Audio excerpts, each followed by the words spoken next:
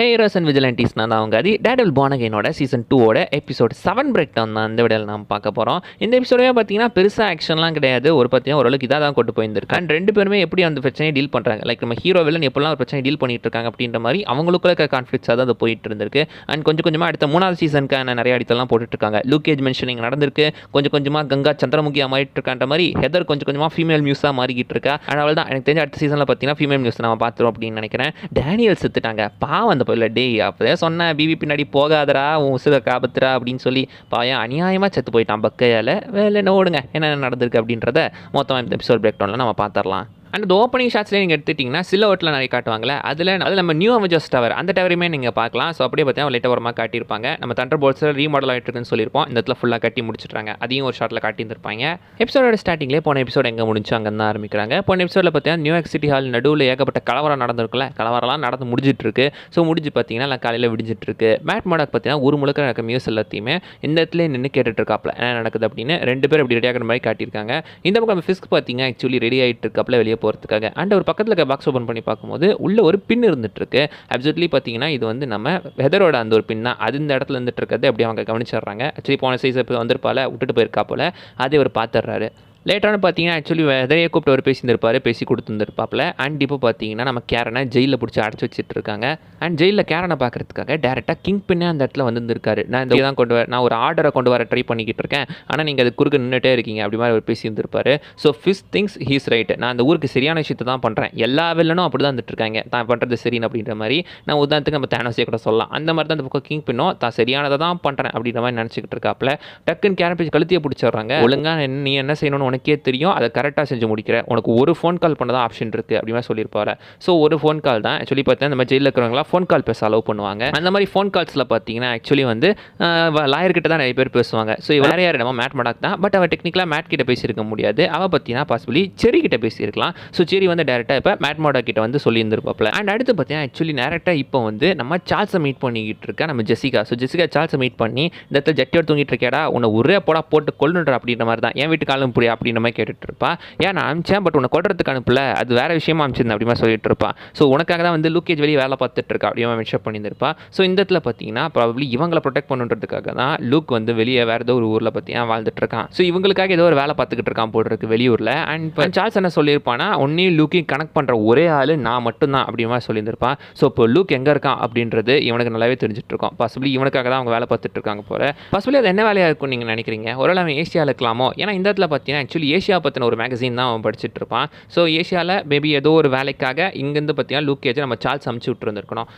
And அப்படி பண்ணலன்னா maybe ஜெசிகாக்கோ டேனியலுக்கோ ஆபத்துன்னு எதனா சொல்லியிருந்திருப்பானோ, அதனால் இவங்களுக்காக இப்போ சொல்லி பார்த்தீங்கன்னா அவங்க வேலை பார்க்க போயிருந்திருக்கலாம். அண்ட் இப்போ சரி வந்துட்டு பார்த்தீங்கன்னா மேட் கிட்ட சொல்லிட்டு இருக்காப்ல, அந்த ஜெயிலில் அவள் அடைச்சி வச்சிருக்காங்க. ஃபிஸ்க் வந்துட்டு அவன் நேராகவே பார்த்துட்டு போயிருக்கான் அப்படிமா சொல்லியிருப்பான். ஸோ இதை அவன் லீகலாக ட்ரை பண்ணிக்கிட்டு இருக்கான். அண்ட் மக்கள் கிட்ட சிம்பத்தி வாங்கி இது எப்படியாச்சும் பார்த்தீங்கன்னா இந்த விஜிலண்டி ட்ரைல்ஸ் அப்படின்றத பப்ளிக்காக லீகலாகவே வந்து கரெக்டாக நடத்தி முடிக்கணும்னு நினச்சிக்கிட்டு இருக்கான். ஸோ இல்லீகலாக மிரட்டாமல் இந்த மாதிரி பார்த்தீங்கன்னா உருட்டாமல் நாம் வந்துட்டு டேரெக்டாகவே பேசி டீல் பண்ணிக்கலாம், உன்னை நான் கோர்ட்டில் சந்திச்சுக்கிறேன் அப்படின்ற மாதிரி. இப்போ பார்த்தீங்கன்னா நம்ம கேரன் பேச்சுமே ஒரு விஜிலண்டி ஹெல்ப் பண்ணியிருக்கா அப்படின்னு சொல்லி அவளை கோர்ட்டில் அரெஸ்ட் பண்ணி வைக்கிறதுக்காக அங்கே கூட்டு போயிருக்காங்க.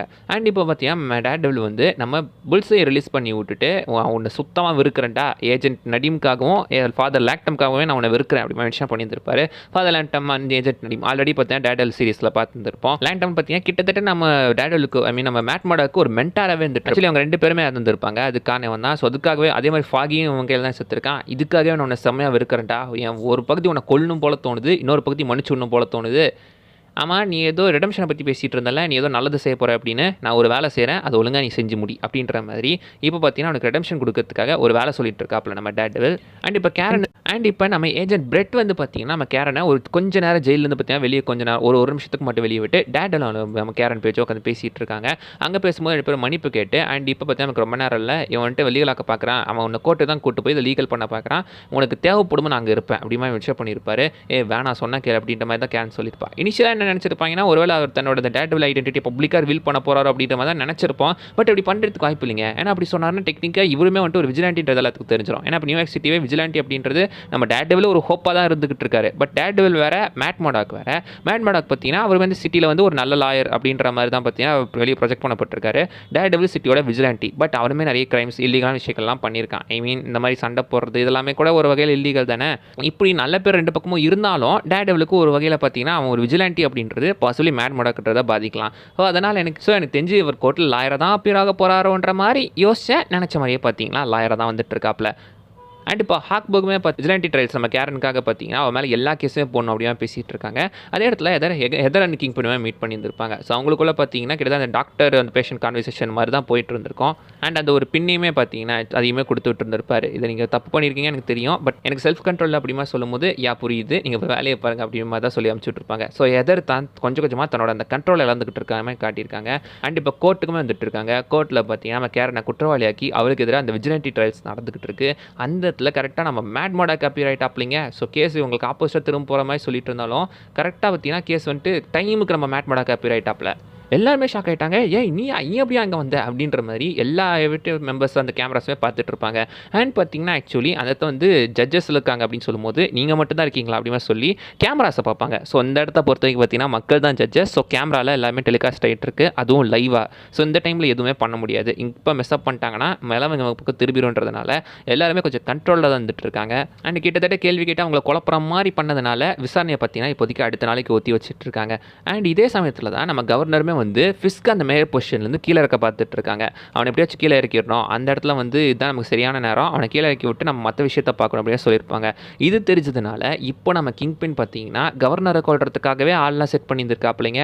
ஸோ கிங் பின் கவர்னரை கொள் ட்ரை பண்ணார். இதே சமயத்தில் நம்ம டேனியலுக்கும் பிபிக்கும் நடுவில் ஒரு பஞ்சாயத்து போயிட்டு இருக்கோம். அது இனிஷியலாக வந்து நம்ம பிபியை வந்து இவன் காப்பாற்றன்னு தான் நினைப்பான், அப்படி தான் நினச்சி பண்ணுவான். பட் லேட்டராக பார்த்தீங்கன்னா அவன் மெசேஜ் பண்ண உடனே அவனை மாட்டி விடுறதுக்காக தான் திரும்ப கூட்டிகிட்டு போவா. பட் அந்த இடத்துலையுமே திரும்ப மனசு மாதிரி இங்கேருந்து போயிரு நல்லா இருப்போம் அப்படின்ற மாதிரி பார்த்தீங்கன்னா சொல்லி அமுச்சு விட்டுருந்துருப்பான். என்னடா மைண்டு மாறிக்கிட்டே இருக்க, என்னடா மைண்ட் வந்து அப்படின்ற மாதிரி தான் கேட்க தோணுச்சு. பட் லேட்டரானு பார்த்தீங்கன்னா பக் கிட்ட போயிட்டு இனி நான் உனக்குலாம் பயப்படுறதா இல்லை, அவங்க இல்லை போயிட்டா அப்படின்ற மாதிரி பார்த்தீங்கன்னா சொல்லி அமுச்சு விட்டுருந்துருப்பான். இப்போ பக் போட்டு நம்ம டேனியலை போட்டு பொழந்து கட்டிக்கிட்டு இருக்காங்க. அட்லாஸ் பார்த்தீங்கன்னா கண்ணை தலையில் வச்சு டேய் கிங் பின்னுக்குலாம் வேலை செய்யாத, வேலை செஞ்சேன்னா ஒரு நாள் ஓன் தலையில் ஒருத்தன் கண்ணை வைப்பான் அப்படின்ற மாதிரி சொல்லியும் கேட்காம டேனியலை பொட்டுன்னு போட்டு தள்ளிட்டாங்க. ஸோ டேனியல் இனிஷியலாக அப்படி செத்துருக்க மாட்டான் தான் நினச்சேன். ஆக்சுவலி ரைட்டர்ஸ்க்கு பிளான் இருந்திருக்கான் இவன் 8 எபிசோடு வரைக்கும் இழுக்கிறதுக்காக. அடுத்த சீசன்லாம் பிளான் வச்சிருந்திருக்காங்க.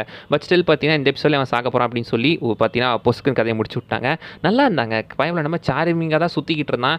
தவறான சவகாசம். அந்த பிபி கூட சேராதன்னு சொன்னால் கேட்டியா, பயவில் பொசுக்குன்னு செத்து போயிட்டான். ஆனால் உண்மையிலேயே கொஞ்சம் கஷ்டமாக தாங்க இருந்துச்சு. அண்ட் இப்போ கோர்ட்டில் ட்ரையல்ஸ் முடிஞ்சிச்சுல, அங்கேருந்து பார்த்தீங்கன்னா இப்போ நம்ம மேட் மொடாக் வச்செல்லாம் வெளியே வரும்போது கேமரா ஆஃப் பண்ணுற வரைக்கும் வெயிட் பண்ணி ஆஃப் ஆனதுக்கு அப்புறம் அவங்க ஏவிடிஎஃப் அவங்க வேலையை காட்டுறாங்க. ஸோ இப்போ ஆளுங்களுக்கு நடுவில்லாம் பார்த்தீங்கன்னா அங்கே ஏவிடிஎஃப் பார்க்கிங் லாட்டில் கரெக்டாக அவங்களை கொல்லான்னு பார்க்கும்போது எப்படியோ எஸ்கேப் ஆயிடுறாங்க.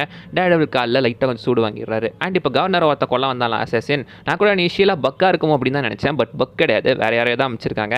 அவனை நம்ம புல்ஸை பார்த்தீங்கன்னா பொட்டுன்னு போட்டு தள்ளிடுறான். ஸோ இதுதான் நம்ம டேடபிள் சொன்ன அந்த ஒரு குட் டீடு. அண்ட் இப்போ நம்ம கேரனும் ஹெதரும் மீட் பண்ணி பேசிகிட்டு இருக்காங்க. ரெண்டு பேரும் டெக்னிக்கலாக ஒருத்தனை தான் லவ் பண்ணிகிட்டு இருந்திருக்காங்க. அதை வச்சே ரெண்டு பேரும் மாற்றி பார்த்தீங்கன்னா அவங்க ட்ராமாஸ் அண்ட் பெயின்ஸோட பேசி விளையாடிக்கிட்டு இருந்திருப்பாங்க. நான் ஒருத்தன் கூட டெய்லியும் படுக்கிறேன், அவன் எப்படிப்பட்டவன் எனக்கே தெரியாது, ஆனால் எனக்கு அது பிடிச்சது அப்படின்ற மாதிரி டெக்னிக்கலாக ஹெதரை பார்த்தீங்கன்னா இந்த இடத்துல கேரனும் அவளை இவனும் பார்த்தீங்கன்னா மாற்றி பார்த்தீங்கன்னா வெறுப்பேற்றிட்டு தான் இருக்காங்க அப்படின்னு சொல்லணும். அண்ட் இப்போ ஹெதர் பார்த்தீங்கன்னா ஆக்சுவலி பாஸ்ட்டில் நடந்த ஒரு கார் ஆக்சிடென்ட்டை பற்றி மென்ஷன் பண்ணியிருந்திருப்பா அவங்க அண்ணனை கொண்டோம் அப்படின்றதுக்காக. அதுக்கப்புறம் தான் அவன் நியூயார்க்கே வந்திருந்திருப்பா. அதை நம்ம ஆல்ரெடி டேடபிள் சீரிஸில் பார்த்துருப்போம். ஸோ இந்த மாதிரி ரெண்டு பேருமே மாற்றி அவங்க ட்ராமாஸ் அண்ட் பெயின்ஸோட வார்த்தையில் விளையாடிக்கிட்டு இருக்காங்க. ஒரு கட்டத்தில் ஹெதர் டென்ஷன் ஆகி அவன் மைண்டு கூட நம்ம கேரன் விளையாட டக்குன்னு சைடில் மியூஸ் தெரிய மாதிரி தெரியுது. பட்டுன்னு பார்த்தீங்கன்னா எந்திரிச்சு 4 அடியை போட்டுறா கேரனுக்கு. இனிமேல் ரத்தம் வர அளவுக்கு. ஸோ முழு சந்திரமுகியாக மாறிக்கிட்டு இருக்கா ஹெதரு. அண்ட் அந்த இடத்துல பார்த்தீங்கன்னா அவ்வளோதான் அப்படின்ற மாதிரி சொல்லிட்டு போயிருந்திருப்பா. அண்ட் இப்போ அட்லாஸ் பார்த்தீங்கன்னா சர்ச்சில் உட்காந்து ஆக்சுவலி நம்ம மேட் மொடாக் ப்ரே பண்ணிக்கிட்டு இருப்பாரு. ரொம்ப நாளைக்கு அப்புறம் இந்த மாதிரி உட்காந்து ப்ரே பண்ணிட்டு இருக்காரு போல். அதே எடுத்துக்கிட்ட ஜெசிகா ஜோன்ஸ் வந்துறா. ஸோ ட்ரெயிலில் வந்த ஷாட் இருக்குல்ல, நீ ஒன்று கேரி பண்ணியெல்லாம் தூக்கிட்டுலாம் போக முடியாது, ஒழுங்காக இருந்துச்சுவான்னு சொல்லியிருப்பாள். அதாவது இருக்கணும். அண்ட் அதோட பார்த்தீங்கன்னா இந்த எபிசோடுமே முடியுது. அடுத்து ஃபினாலே தான். ஸோ ஃபினாலில் என்ன பண்ண போகிறாங்க அப்படின்னு தெரியல. இது கண்டினியூஷனாக சீசன் 3யுமே வரப்போகுது. ஸோ அடுத்து என்ன நடக்க போகுது அப்படின்றத அடுத்த எபிசோடில் நம்ம பிரேக் டவுன் பண்ணலாம். அண்ட் அது வரைக்கும் பை பாய்.